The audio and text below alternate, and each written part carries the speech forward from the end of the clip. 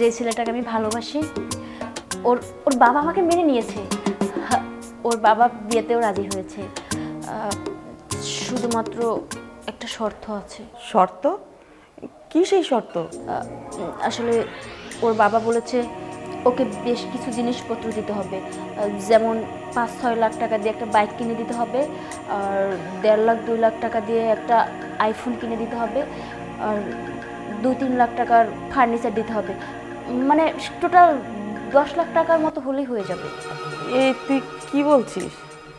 ভালোবাসিস, বিয়ে করবি, তার মধ্যে যৌতুক থেকে আসলো?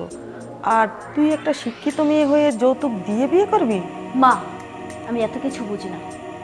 ওকে আমি 3 বছর যাবত ভালোবাসি। অনেক কষ্টের পরে ওর বাবা রাজি হয়েছে। আমি ওকে চাই চাই চাই। আমি যদি ওকে না পাই আমি কিন্তু সুইসাইড করব।